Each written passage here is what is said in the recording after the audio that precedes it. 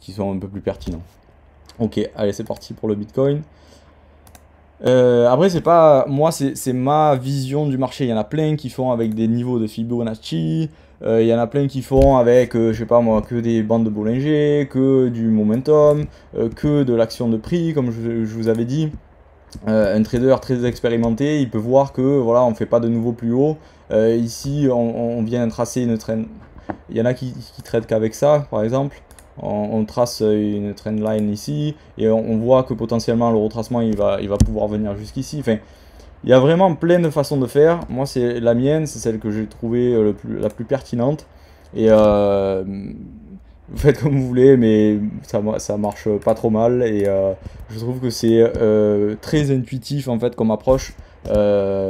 C'est des nuages, c'est pas des niveaux. Donc du coup, on voit quand ça se retourne parce que les niveaux, c'est un peu. Si on n'a pas atteint ce niveau, bah, du coup, on n'a aucune confirmation. Tu vois, c'est un peu plus précis, moi, je trouve, les nuages. Enfin bref.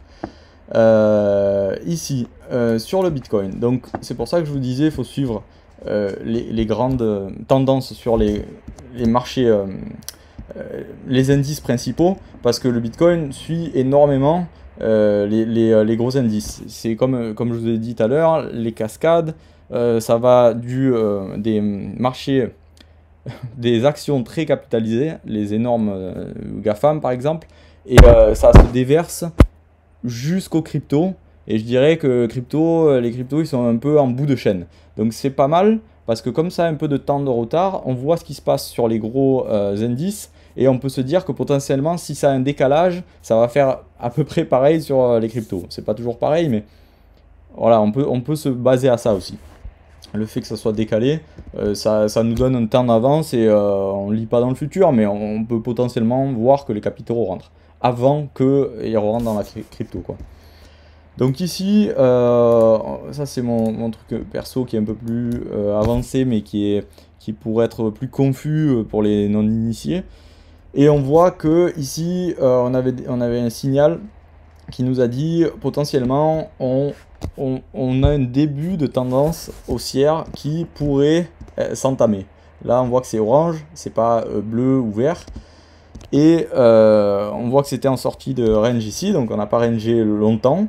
On voit que ici ça s'est fait retester, mais c'est venu plus bas, sûrement pour faire un piège et pour montrer à tout le monde que finalement ça réintègre le range, donc on est reparti pour un tour, comme on a fait plusieurs fois auparavant, hein. Enfin, je sais pas, je peux vous montrer plein d'exemples. Et ici, ouais, pareil, en daily, on voit que ça a bien fait résistance ici, la moyenne mobile de 100.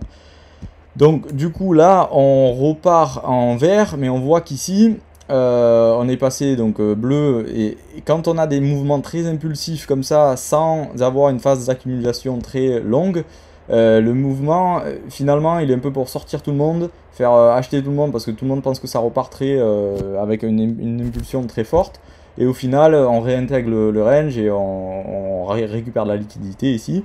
Et ici, on voit que le dernier signal a été pertinent jusqu'à ce niveau important, et on voit que ça s'est fait repousser.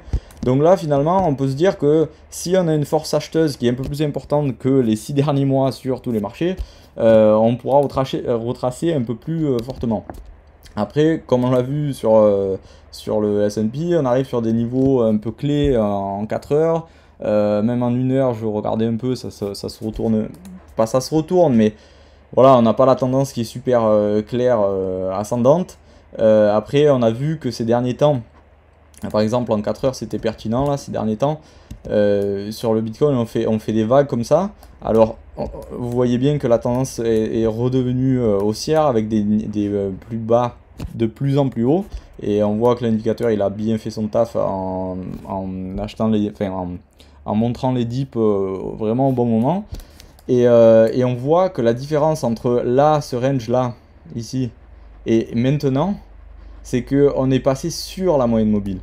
Et on est en 4 heures, c'est pas non plus une petite unité de temps, donc ça potentiellement c'est les prémices de ce qui va se passer sur le daily.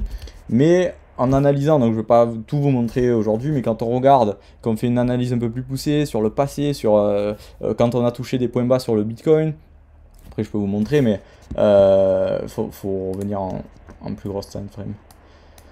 Je vais mettre en log, donc c'est bon, on y est toujours. On a vu que quand on vient toucher les bottoms, on repart pas comme une balle, quoi. Après, peut-être que cette année c'est différent, mais je veux dire, on revient tester avec le. Enfin, c'est rare qu'on marque un bottom et qu'on n'accumule pas plus dans une zone qui va vraiment marquer un bottom pour une grosse tendance haussière. Après, je vous dis ça, mais comme on l'a vu, il y a des pièges dans tous les sens. Et j'ai pas envie de vous assurer d'un truc pour au final que ce soit faux. Mais voilà, un bottom qui se pose en très très peu de temps, normalement ça se fait retester ou alors c'était vraiment le méga piège ici et qu'ils ont récupéré toute la liquidité qu'ils ont voulu. On n'a pas besoin de venir le retester, mais voilà, on peut s'amuser à jouer un retracement, ou alors si on est un peu plus avancé, on joue le zigzag ici.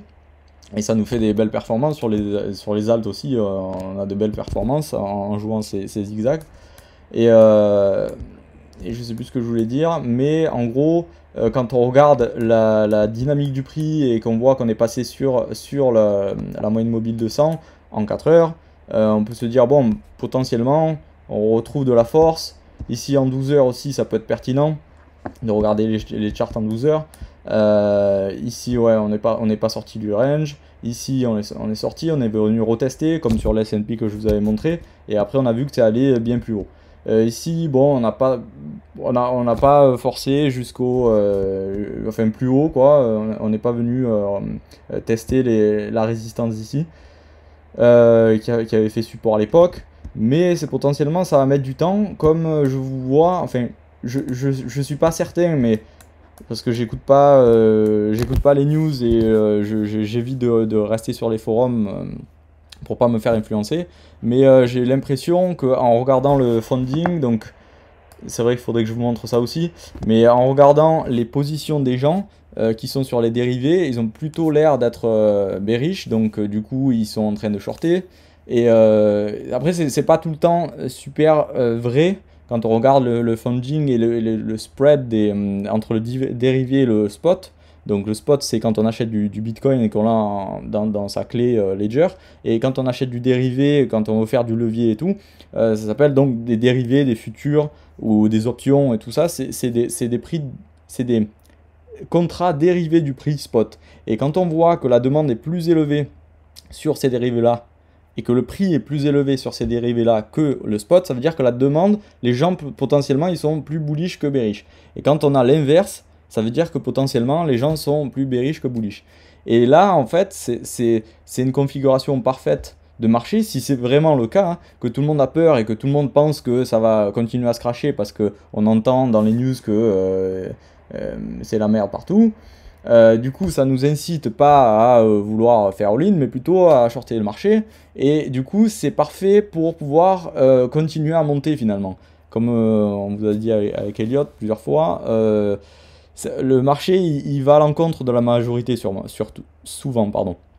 Et du coup, si on a envie de penser comme ça, ok, je vais à l'encontre de la majorité, il faut se faire violence et essayer d'anticiper un mouvement que personne n'avait anticipé. Et potentiellement, là, ça peut être une montée lente, mais une montée quand même. Et pas un truc violent comme à l'époque. Enfin, faut pouvoir tout anticiper. Et il faut se dire que si on arrive à rester dans le nuage, enfin, au-dessus des moyennes mobiles, qui commencent à se retourner dans tous les time frames inférieurs, et qu'on voit toujours des plus bas de plus en plus haut, ben, c'est bon signe. Mais on n'est pas à l'abri que nous fasse un petit mouvement comme ça pour chasser un peu tous ceux qui avaient mis des stops sous les plus bas ici. Et c'est un peu souvent ce qui arrive sur les cryptos. Donc j'essaye de vous donner tous les scénarios qui peuvent arriver. Et le marché crypto il est très très piégeux. Donc on peut se dire que oui, la tendance commence à redevenir haussière. Mais c'est encore timide. Et le S&P a retracé pas mal, moi je trouve. Et c'est plutôt encourageant. Et on voit que les gens ne redeviennent pas super bullish comme ils ont eu l'habitude de le faire dans les précédentes baisses. Donc ouais, c'est plutôt encourageant. Et on verra sur toutes les altes, là, il y en a plein qui ont envie de retracer, de faire des gros mouvements. Moi, je me base à un mouvement de retracement à la moyenne mobile de 100, donc il va s'aplatir dans le temps si on fait un mouvement, si on fait pas un mouvement très impulsif comme ça. Ou alors sous les anciennes, sur les anciennes résistances, enfin ça c'est des supports, mais tous les supports qui peuvent faire résistance aujourd'hui. Donc à vous de voir sur chaque altcoin que vous achetez, si vous en achetez. Restez quand même prudent.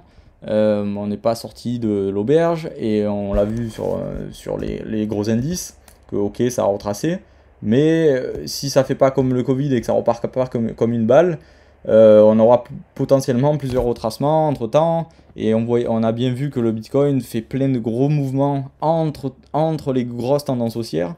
Donc ne pensez pas de suite que ok ça fait plusieurs semaines qu'on monte, que voilà, c'est pas reparti en tendance haussière pour plusieurs années, quoi. Enfin, voilà, j'ai planté le décor, j'espère que c'est clair, je sais pas si dans le chat... On peut passer direct aux 5 altcoins Ouais. qu'il y avait du coup. Ah non, c'est pas là. Alors, crypto. Donc, c'est quoi? C'est Crypto Max? Ouais, Crypto Max, alors je attends, connais pas du tout. je vais le réécrire dans le chat. Je connais pas du Les tout ce positions. monsieur. Ouais, il a Euh, pas beaucoup proposé, mais ça va. Ok. Non, non, mais c'est un bon exercice. Ben, c'est exactement pour ça que j'ai fait l'indicateur pour déjà mon entourage. Parce qu'on me demandait beaucoup. Voilà, j'ai entendu que cet altcoin était pas mal. Qu'est-ce que t'en penses? Qu'il faut acheter? Est-ce qu'il faut vendre? Donc là, à première vue, tout ce que je vais vous dire sur un coin, c'est valable plus ou moins sur tous les coins, parce qu'ils se ressemblent tellement tous, on dirait une seule crypto. Et on voit là, quand on fait le crypto total, je sais plus comment on fait, voilà, total. Quand on fait le crypto total, ça ressemble à toutes les altes, et ça ressemble au Bitcoin, ça ressemble à tout, quoi. Donc,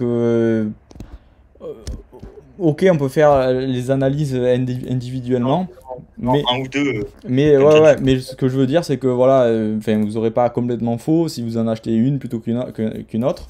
Et moi, en fait, ce que je regarde, c'est le retracement. Donc ça, c'est un truc automatique que j'ai mis dans l'indicateur aussi.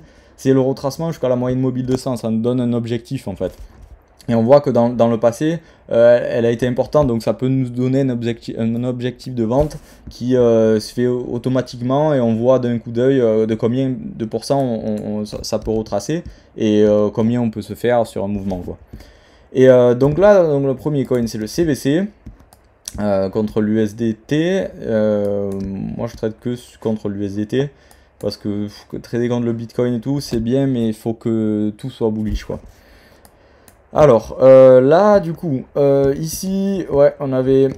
là, c'était au moment où tout le monde pensait que c'était le bottom. Finalement, ça l'a pas été. On a eu un petit signal bleu. C'est le signal de retournement potentiel aussi, qui a été complètement invalidé de suite après.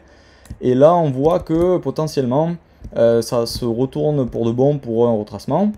Et on voit que ici on a un range bien défini. Et si on arrive à le retester et qu'on reste dessus sur cette résistance là, qui était résistance et qui va passer support si on arrive à rester dessus, et qu'on reste dans le nuage, potentiellement c'est bon signe. Après, comme je vous l'ai dit, moi ce que j'aime bien faire, c'est regarder la tendance en daily. Bon, la regarder en weekly, mais sur les alts c'est à peu près toujours pareil. Une fois qu'on a repéré quelque chose en weekly, on passe en daily, on voit ce que ça donne sur la tendance de base, on va dire. Daily, je dirais que c'est ni trop long terme, ni trop court terme. Et après, on passe en 4 heures pour vraiment affiner ses ordres d'achat, on va dire. Vous pouvez même passer encore plus court l'unité de temps, mais bon, voilà, faut pas se faire noyer dans les signaux, parce qu'au plus on passe court terme, au plus il va falloir être réactif, et je pense pas que ce soit le profil de tout le monde, ça. Je dirais que un mec qui s'y connaît un peu, il pourrait éventuellement trouver des signaux intéressants en 4 heures. Donc là, finalement, on voit bien que le prix cherche à s'extirper de ce range-là, qui est quand même ascendant, hein. Donc on voit que les plus bas, ils sont de plus en plus hauts aussi, pareil, que sur le Bitcoin. Et on voit que ici, sur le momentum, on peut s'y fier aussi, mais faut pas se faire aussi noyer par tous les signaux. On voit que sur le momentum, c'est plutôt pertinent d'acheter en bas du zigzag qu'en haut. Ça, c'est facile à dire, c'est plus facile à dire qu'à faire.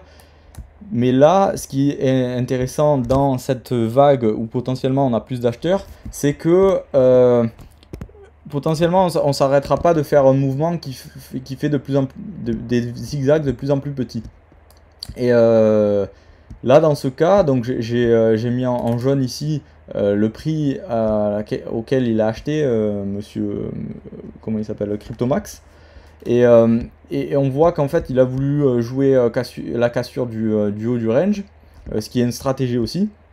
En fait, le prix le plus safe, c'est quand on casse le range et qu'on vient le retester comme je vous le disais. Mais sur les cryptos, c'est souvent que, comme je vous disais, on laisse pas le temps aux gens d'acheter un bon prix et on part direct. Et après, c'est dur, on court un peu après le prix, et c'est tellement impulsif que finalement on a raté le prix et ça fait acheter les gens plus haut, et on FOMO un peu, et c'est compliqué après de rattraper un prix. Donc là, c'est pas un mauvais prix, de toute façon, tout ce qui est ici, si on est dans les bottoms, ça sera pas un mauvais prix, même si on revient en bas du range. Bon, là, on s'est pris des moins 90% sur tout le marché. Bon, voilà, faut refaire un peu de DCA en bas du range. Si vraiment ça vient pas le péter et qu'on a une autre vague baissière sur tous les marchés, potentiellement, ça sera des bons prix ici, dans tous les cas. Après, je vais pas passer 100 ans sur le même coin, mais on peut voir que ouais, le Zilliqa, on peut se baser aussi à l'historique du coin. Si on voit qu'il a des mouvements super impulsifs, on peut potentiellement se dire que celui-là aussi va être impulsif. Donc on peut adapter sa stratégie en fonction de l'historique du coin, de voir un peu sa vie, quoi. Et ici, bah, pareil. Ici on n'avait pas de signaux jusqu'à présent, à part le signal du dip ici, qui a marqué le bottom aussi. Ici on voit que c'est quand même assez pertinent. À chaque fois on se tape un retracement qui est pas mal. Et là on voit que potentiellement la tendance se retourne.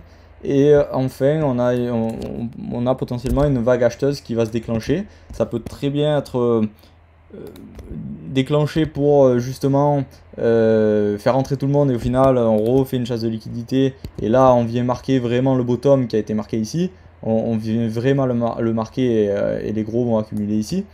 Mais si on a un mouvement impulsif comme ça va être dur d'attendre vraiment qu'on retrace le prix pour marquer un autre bottom, tout ça. Donc là potentiellement aussi c'était pas un super mauvais achat. Ce qu'il a fait ici potentiellement c'est le haut du range, donc ça peut aussi retracer et revenir en bas. Mais ce que je trouve intéressant sur toutes les alts et que je voulais mentionner,